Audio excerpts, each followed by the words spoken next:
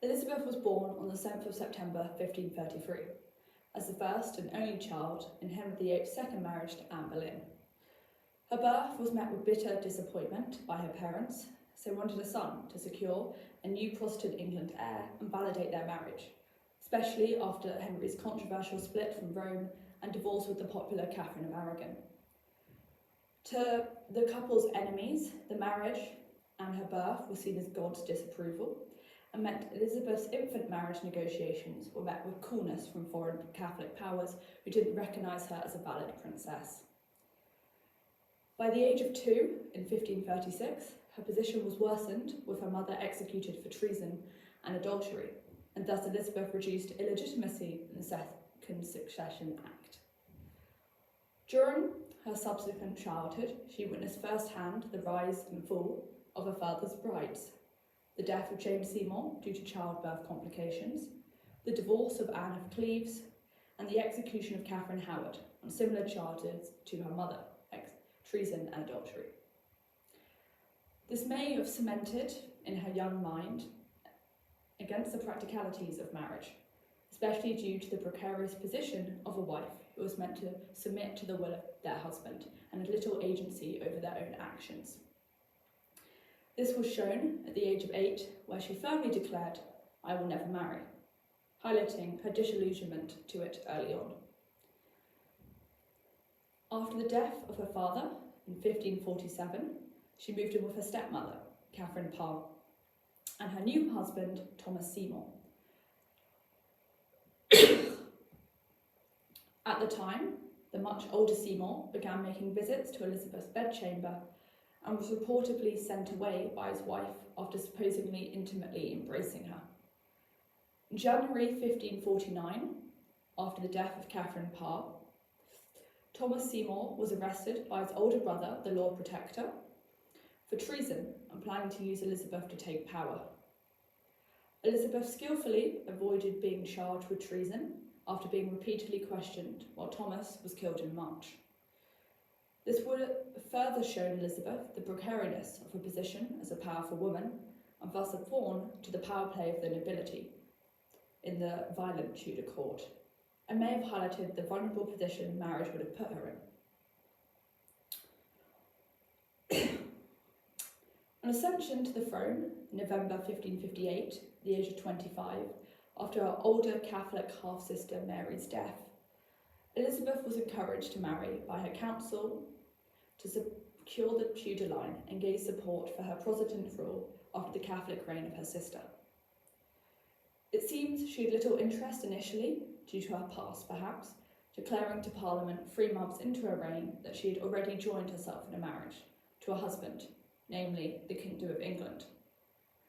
Despite this, many suitors were pursued for the best part of 30 years after her initial declaration. There were limited practicalities with proposed marriage to foreign princes. Firstly, the potential marriage to a foreign prince left the chance of England and Elizabeth being sidelined as a wife state, similarly to the situation in the unpopular marriage of Mary I, her older half-sister, and Philip of Spain, which led to hostilities within the country to Spanish influence, especially due to the xenophobic nature of the Tudor court and country. Despite this, Elizabeth saw the practicalities in keeping marriage negotiations, like with the Duke of Argent in France from 1578 to 1582, which would allow England to gain advantageous alliances with Catholic countries who were often naturally opposed to them due to their Protestantism, and limit the power of Catholic Spain, who saw claim to the throne through the marriage of Mary I. Ultimately, the Catholicism of most of the European princes, such as the Archduke Charles and even Philip of Spain, Mary I's widow, who proposed to Elizabeth after Mary I's death, prevented marriage, as the divides would have been too great to overcome in the already divided country. This left domestic suitors. But this also risked dividing the court and nobles who had been angry at the rise of a particular family. This was shown to Elizabeth by the overthrow of her cousin Mary in Scotland in 1567, by nobles angry at the power of her husband Bothwell had gained in a marriage to her, after the fall of her second marriage due to the execution of him. Elizabeth's favourite, Robert Dudley, at the beginning of her reign was also a subject, so there were fears of violent reaction to his power that some saw as a threat to the divinity of a monarch. Plus, after his wife's suspicious death due to her breaking her neck in 1560, a marriage was off the cards due to the scandal that would have covered the throne if Elizabeth and Dudley would have married, implying that potentially she was complicit in his murder, which he was accused of. This potentially could have led to a coup and the overthrow and loss of her power. Plus, any marriage, domestic or foreign, would have led to her losing most of her agency and power, as her husband, a male, would have been considered superior to her, or at least an equal. This was shown in the marriage of Mary I and Philip, where Philip mainly just used Mary as a tick box to all the decisions he carried out, and led to disastrous actions like war with France, which Elizabeth had to negotiate with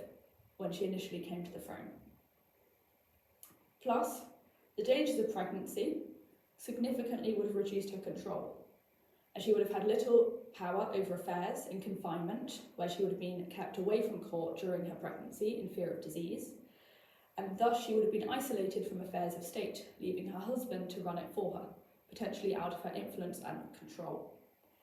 Plus, due to the high risks of pregnancy, she could have potentially died in childhood, like Catherine Parr eventually did. And even this would have meant an heir could potentially not have surprised, not leaving her in a better position than she already was. Plus, even if she was successful in delivering and raising a healthy child, if they were a boy especially, it would have left her powerless and at high risk of being overthrown in favour of them, like Mary Queen of Scots in 1567, who was backed and overthrown by her son James, who was backed by nobles. To maintain ultimate power and control, as a woman, it was easier to flirt with foreign powers, prevent conflict, and then embody the almost mythic role of the Virgin Queen, which she showed through dress and art. This ensured she had the total power and admiration of her subjects once it became obvious she could no longer marry.